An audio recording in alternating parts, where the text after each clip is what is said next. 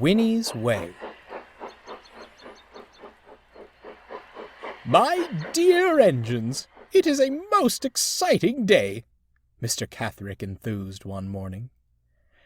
Walter and Winnie glanced knowingly at each other.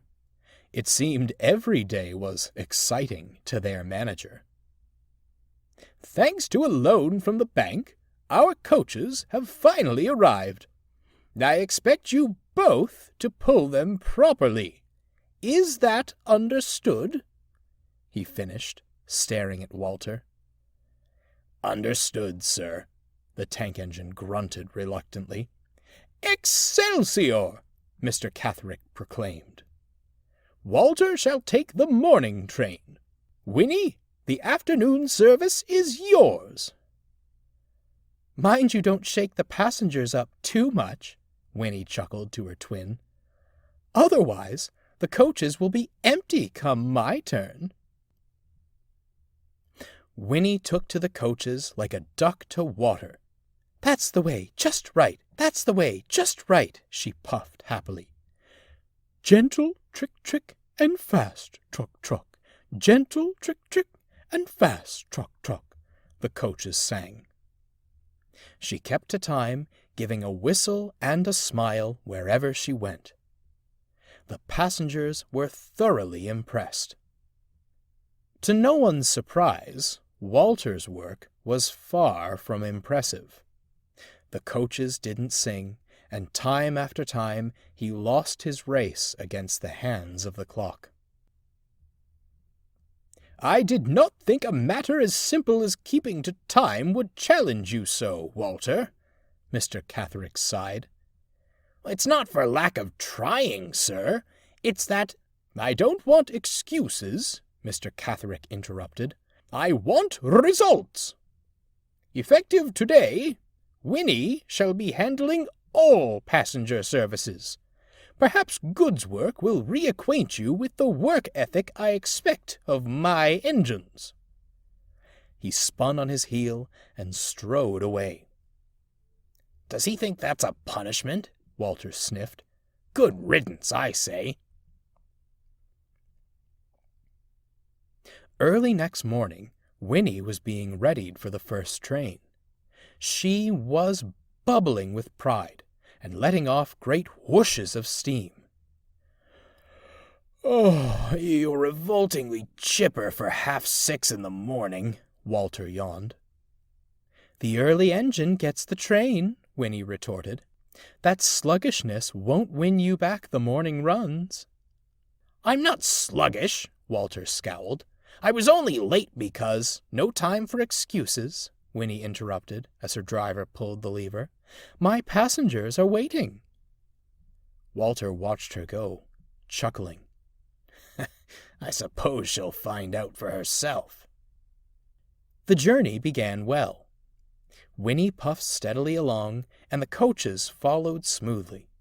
The passengers talked of what a fine railway it was, which only inflated Winnie's sense of importance.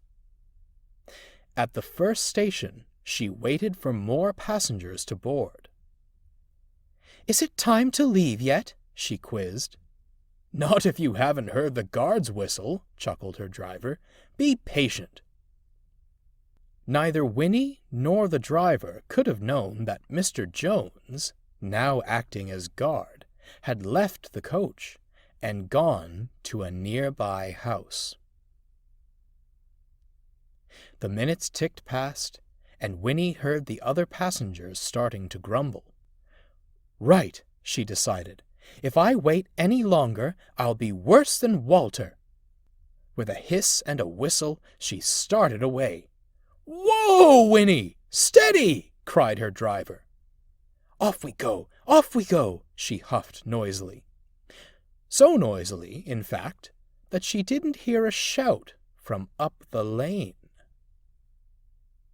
Winnie arrived at the end of the line in good time. To her surprise, Mr. Catherick stepped out from the coaches. "A most pleasant journey, Winnie.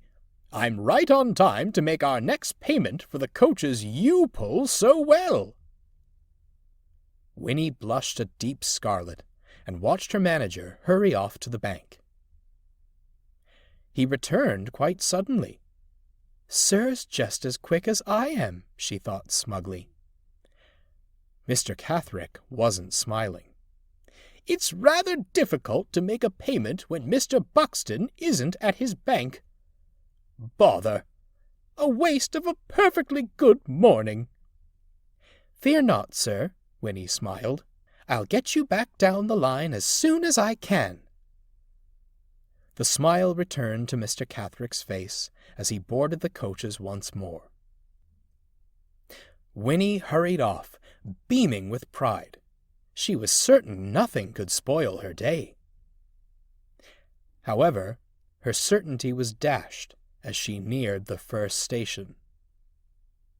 On the platform stood Mr. Jones, along with a rather large man in a bedraggled housecoat. Shaving cream dripped from his mustache, and his face was beet red. Before Winnie could say anything, Mr. Catherick burst from the coach. "Mr. Jones? Mr. Buxton?"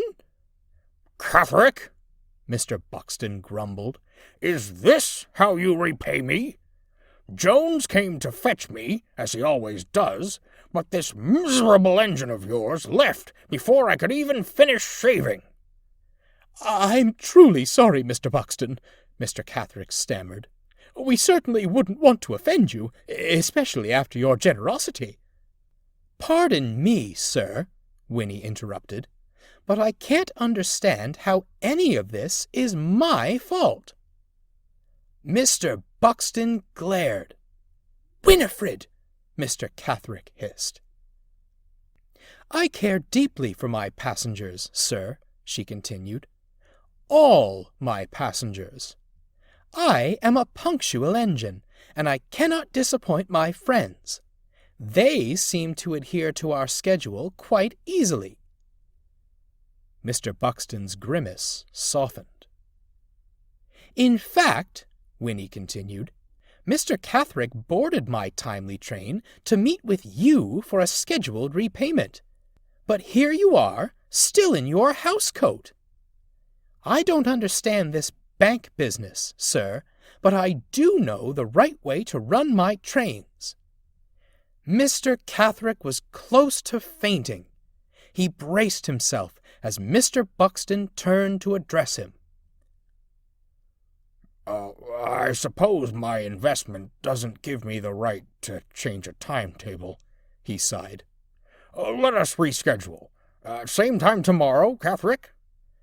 Yes, Mr. Buxton, of course, at your convenience."